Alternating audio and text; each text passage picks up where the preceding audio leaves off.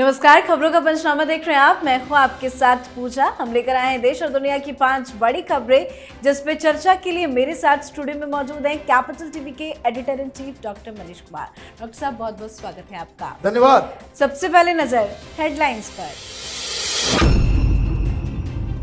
PM Modi 30 दिसंबर को जाएंगे अयोध्या। स्वागत के लिए राम नगरी तैयार। श्री रामचंद्र एयरपोर्ट, वंदे भारत समेत 3000 करोड़ की योजनाओं की देंगे सौगात। सांसदों के निलंबन पर इंडिया गठबंधन का विरोध प्रदर्शन। जंतर मंतर पर विपक्ष के नेता हुए एकजुट। संसद कांड को बेरोजगारी से जोड़ मोदी सरकार पर बरसे राहुल गांधी। खड़गे के नाम से रूठे नीतीश कुमार को मनाने के लिए राहुल गांधी ने किया फोन। सीएम नीतीश से मिलने मुख्यमंत्री आवास पहुंचे तेजस्वी यादव। मुलाकात के बाद हलचल तेज। ब्रजभूषण सिंह के करीबी संजय सिंह बने भारतीय रेसलिंग फेडरेशन के अध्यक्ष। पहलवानों ने जताया विरोध। साक्षी मलिक ने कर दिया रिटायरमेंट का ऐलान, तो विनेश फोगाट बोली उत्पीड़न जारी रहेगा। संजय सिंह के बाद मनीष सिसोदिया का भी जेल में मनेगा हैप्पी न्यू ईयर। सिसोदिया की 19 जनवरी तक बढ़ी न्यायिक हिरासत। संजय सिंह की जमानत याचिका खारिज। खबरों की शुरुआत में सबसे पहली बात, राम नगरी अयोध्या को पीएम मोदी की बड़ी सौगात की। राम मंदिर की प्राण प्रतिष्ठा के लिए अयोध्या नगरी सज धज कर तैयार हो रही है। इससे पहले अयोध्या में रेलवे से लेकर सुरक्षा इंतजामों के लिए तमाम तरह के कदम उठाए जा रहे हैं। प्राण प्रतिष्ठा से पहले पीएम नरेंद्र मोदी अयोध्या को तमाम सौगात देने जा रहे हैं। 30 दिसंबर को प्रधानमंत्री मोदी अयोध्या का दौरा करेंगे। पीएम मोदी एक जनसभा को भी संबोधित करेंगे। इस दौरान पीएम मोदी श्री रामचंद्र एयरपोर्ट और अयोध्या धाम रेलवे स्टेशन का लोकार्पण करेंगे। पीएम मोदी वंदे भारत समेत 2 ट्रेन को भी हरी झंडी दिखाकर रवाना करेंगे। पीएम मोदी 3000 करोड़ की योजनाओं की सौगात अयोध्या को देंगे। प्राण प्रतिष्ठा से पहले इतनी सारी सौगातें जनता के लिए कितना बड़ा गुड न्यूज है ये। देखिए, गुड न्यूज तो इतना है कि आपका भी मन कर रहा होगा अयोध्या जाने का। हम लोग प्रधानमंत्री वहाँ से जब वापस आएंगे, फिर हम लोग अयोध्या जाएंगे और अयोध्या में जो है क्या क्या सौगातें मिल रही है और किस तरीके से अयोध्या नगरी को चमकाया गया है, उसकी आंखों देखी हाल आप तक पहुँचाएंगे। लेकिन प्रधानमंत्री मोदी न सिर्फ एयरपोर्ट के उद्घाटन के लिए जा रहे हैं, बल्कि वो साथ में वो सारे इंतजामात को भी एक ओवरव्यू करना चाहते हैं।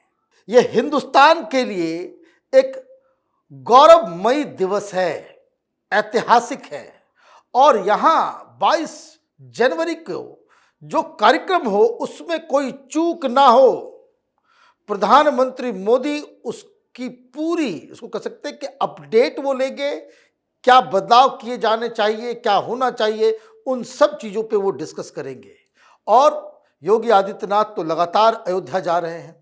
वो पर्सनली देख रहे हैं कि वहाँ पे कोई गड़बड़ ना हो। और एक बड़ा फैसला लिया गया और सही फैसला लिया गया कि जितने भी तमाम होटल्स हैं जिसमें बुकिंग की जा चुकी थी, सबको कैंसिल किया गया है। क्यों? कुछ लोग के कलेजे पे जलन पैदा हो रही है, पेट दर्द कर रहा है कि इतनी बड़ी योजना, इतना भव्य, जिसको कह सकते हैं कि इसकी तैयारी हो रही है, तो विघ्न क्रिएट करने वाले भी तो वहां पहुंचेंगे। तो इन सारी चीजों को, सुरक्षा को ध्यान में रखते हुए चाक चौबंद व्यवस्था के साथ साथ कोई अनटूवर्ड घटना ना हो, इसका भी पूरा इंतजाम किया जा रहा है। जी, अगली खबरों में बात, सांसदों के सस्पेंशन पर विपक्ष के विरोध प्रदर्शन की। आज दिल्ली के जंतर मंतर पर संसद से 146 विपक्षी सांसदों के निलंबन के खिलाफ इंडिया के नेता एकजुट हुए। प्रदर्शन का नाम सेव डेमोक्रेसी प्रोटेस्ट दिया गया।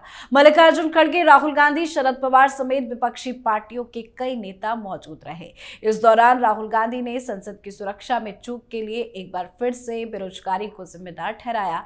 राहुल गांधी ने कहा, बीजेपी के राज में युवा बेरोजगार हैं, वो अपना कीमती समय सोशल मीडिया पर बिता रहे हैं। राहुल गांधी ने कहा कि जो लोग खुद के देशभक्त होने का दावा करते हैं, उनकी हवा निकल गई है। मल्लिकार्जुन खड़गे ने कहा कि मोदी शाह ने संविधान डेमोक्रेसी को खत्म करने का प्लान बनाया है। आज विपक्ष के तमाम सांसदों ने मिलकर जंतर मंतर में विरोध प्रदर्शन किया, पर राहुल गांधी बार बार क्यों इसे बेरोजगारी से जोड़ रहे हैं? देखिए, विपक्ष पूरी तरीके से डिसओरिएंटेड हो गया है। ये सांसद ये जंतर मंतर पे आएंगे। जंतर मंतर एक बड़ा प्लेटफॉर्म है या फिर संसद है बड़ा प्लेटफॉर्म? दुनिया भर के प्रोटेस्टर्स, आंदोलनकारी जंतर मंतर में आते कि उनकी आवाज संसद के अंदर सुनाई दी जाए। और ये सांसद, इनकी मति मारी गई है कि संसद के अंदर ये हंगामा करते हैं, वहां ये नाटक करते हैं, नौटंकी करते हैं, मिमिक्री करते हैं, और जब अंदर बोलने का मौका दिया जाता है तो स्पीकर के ऊपर हमला कर देते हैं, वेल में चले जाते हैं, प्ले कार्ड लेकर के चले जाते हैं। तो ये तो दिक्कत विपक्ष की है। इन लोगों ने पहले ही इस बात पे एग्रीमेंट कर चुके थे कि जो नई संसद है इसके अंदर कोई वेल में नहीं जाएगा, कोई प्ले कार्ड नहीं दिखाएगा, कोई उद्दंडता नहीं करेगा। और इस बात पे भी इनका एग्रीमेंट था कि अगर कोई करेगा उसको तो फौरन बाहर किया जाएगा। लेकिन फिर भी वही हाल। जब ये गतिरोध पैदा होते ही स्पीकर साहब ने लीडर ऑफ अपोजिशन को कहा कि भाई आकर के मिलिए, बातचीत कीजिए, इसको खत्म करते हैं, आराम से संसद का काम करने देते हैं। ही सेड कि भाई हम मिलेंगे ही नहीं। तो ये आपको तमाशा करना है, आपको सब कुछ करना है, लेकिन बड़ी बड़ी बातें तो हो गई। ममता बनर्जी नजर नहीं आई, नीतीश कुमार नजर नहीं आए, उद्धव ठाकरे नजर नहीं आए। मतलब क्या है ये? इंडिया गठबंधन का प्रोटेस्ट है और सारा माइक जो है वो राहुल गांधी के पास। तो एक कांग्रेसी कार्यक्रम में बाकी सारे लोग 29 पार्टी 28 पार्टी है, उसके बड़े बड़े लीडर्स क्यों नहीं शामिल हो रहे? इसका मतलब ये है कि कांग्रेस पार्टी अपना अलग राग, अपना अलग बीन बजा रही है, और इसको लेकर के इंडिया गठबंधन के अंदर ही कई सारे लोग नाराज होते चले जा रहे हैं। जी, तो एक तरफ कांग्रेस पार्टी ये मैसेज देने की कोशिश में लगी है कि विपक्ष एकजुट है, पर सच्चाई ये है कि विपक्षी गठबंधन इंडिया में कुछ भी ठीक नहीं चल रहा है। नीतीश कुमार काफी ज्यादा नाराज है, और नाराज नीतीश को मनाने के लिए खुद राहुल गांधी ने फोन किया है। उसके बाद नीतीश कुमार एक्शन में भी नजर आए। नीतीश ने तेजस्वी यादव को अपने आवास पर बुलाया। दोनों नेताओं के बीच में लगभग 30 मिनट तक बैठक हुई है, जिसमें 2024 लोकसभा चुनाव में सीट शेयरिंग को लेकर चर्चा की बात कही जा रही है। क्या कुछ हुई बात मुलाकात के दौरान, और राहुल गांधी ने क्यों फोन किया नीतीश को? देखिए, ये खबर चली कि लालू और नीतीश कुमार दोनों नाराज हैं। अब नाराज हैं तो इसका डिनायल आया नहीं जेडीयू की तरफ से। जेडीयू के एक नेता हैं, उन्होंने कह दिया कि भाई ये कौन है, खड़गे वड़गे, कन्वीनर तो बनना चाहिए, प्रधानमंत्री बनना चाहिए नीतीश कुमार को। नीतीश कुमार ने इन खबरों को डिनाई नहीं किया। नाराज लालू भी थे, लेकिन उसकी खबर नहीं आई। कांग्रेस वालों ने नीतीश कुमार को राहुल गांधी ने फोन किया, ये खबर फैलाई। फोन भी किया, लेकिन फोन किया किस बात को लेकर के? सीट एडजस्टमेंट कैसे हो। और ऊपर से राहुल गांधी ने गलती भी कर दी।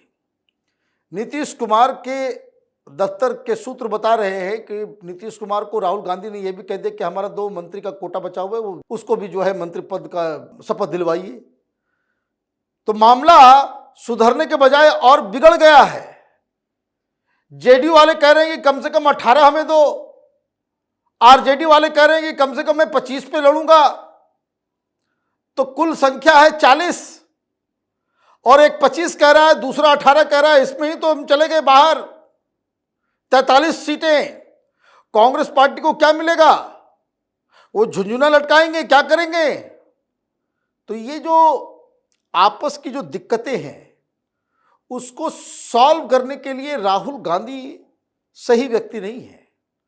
अगर वाकई में नीतीश कुमार नाराज हैं और उनके गुस्से को शांत कराना था तो राहुल गांधी के बजाय सोनिया गांधी को कॉल करना था।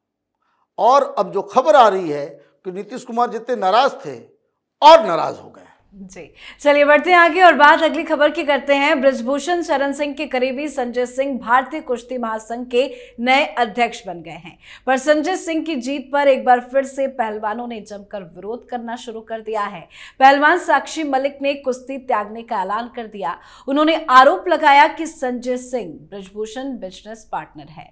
तो वहीं विनेश फोगाट भी कैमरे पर रो पड़ी। विनेश फोगाट का कहना है कि इस फैसले से उत्पीड़न जो है वो जारी रहेगा। क्यों पहलवान इस फैसले से नाराजगी जता? देखिए, ये पहलवान नहीं है, ये पहले पहलवान हुआ करते थे, अब ये पॉलिटिशियन हो चुके हैं।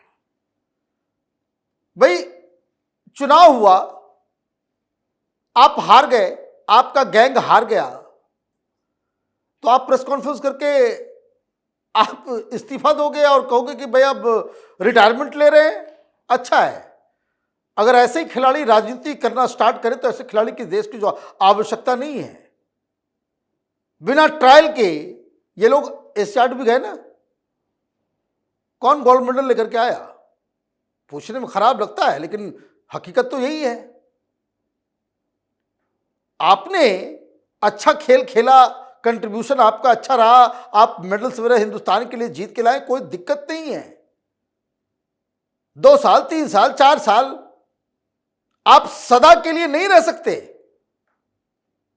पीछे से भी लोग तैयारी कर रहे हैं। युवा टैलेंट को सामने आने के लिए की भी व्यवस्था होनी चाहिए। आपकी जिद के हम ट्रायल नहीं लेंगे, हम यही फोगाट है। जंतर मंतर में कह रही कि हम तो सीधे इंटरनेशनल मैच खेलेंगे, ट्रायल नहीं देंगे। तो गोल्ड मेडल लेकर के आए क्या ये लोग? इस आंदोलन के बाद से कहीं से गोल्ड मेडल लेकर के आए क्या ये लोग?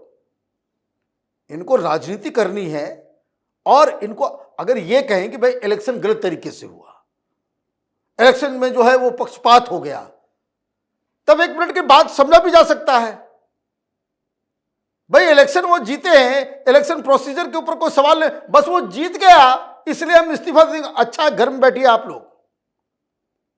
ऐसे जिसको कह सकते हैं कि राजनीतिक किस्म के खिलाड़ियों की आवश्यकता हिंदुस्तान के किसी खेल को नहीं है।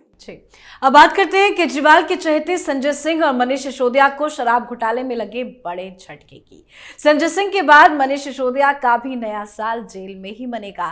कोर्ट से मनीष सिसोदिया को आज बड़ा झटका लगा। मनीष सिसोदिया की न्यायिक हिरासत को 19 जनवरी तक के लिए बढ़ा दी गई है। इससे पहले संजय सिंह की न्यायिक हिरासत 10 जनवरी तक बढ़ा दी गई थी। तो वहीं आज संजय सिंह की जमानत याचिका पर भी फैसला आया। कोर्ट ने संजय सिंह की जमानत याचिका को खारिज कर दिया।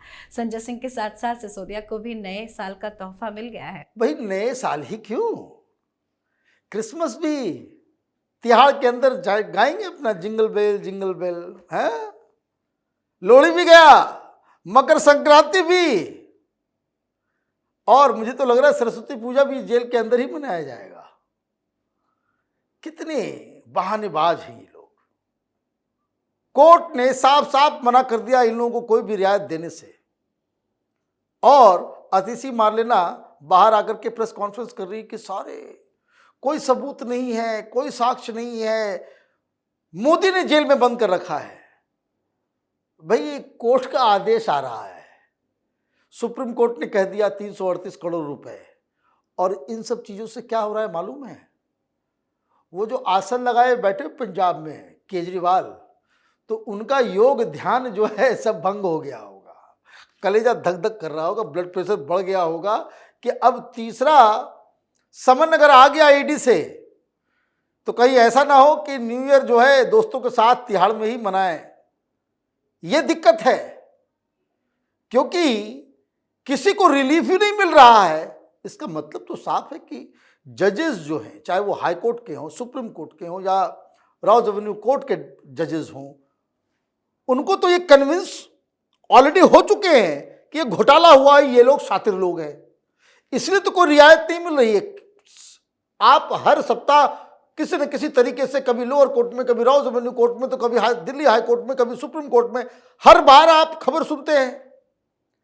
ऐसी क्या बात है कि इन लोगों को कहीं कोई रियायत ही नहीं मिलती? इसका मतलब क्या है?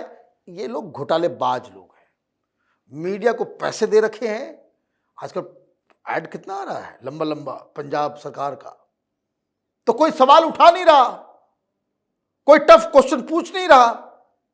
लेकिन ये ऐड, ये तमाशा, ये मीडिया मैनेजमेंट, ये कोर्ट के अंदर नहीं चलता ना, भाषण देने से काम नहीं चलता है। संजय सिंह अंदर कह रहे हैं कि देखिए हम तो जमीन से जुड़े हुए व्यक्ति हैं। भाई ये सब से क्या मतलब है? घोटाला किया है हाँ या नहीं? तुम्हारे घर में 2 करोड़ रुपए की डिलीवरी हुई हाँ या नहीं? सीधा सीधा बात बताओ, सीधी सीधी चीज कहो। कोर्ट में ये लोग कुछ प्रूव नहीं कर पाते हैं, इसलिए कारावास की अवधि जो है लगातार बढ़ रही है। जी, बहुत बहुत धन्यवाद बातचीत के लिए। धन्यवाद। खबरों का पंचनामा में आज के लिए फिलहाल इतना ही। देश विदेश की बाकी खबरों और उनके सटीक एनालिसिस के लिए देखते रहिए कैपिटल टीवी। हमें लाइक कीजिए, शेयर कीजिए और कैपिटल टीवी को सब्सक्राइब कीजिए। नमस्कार।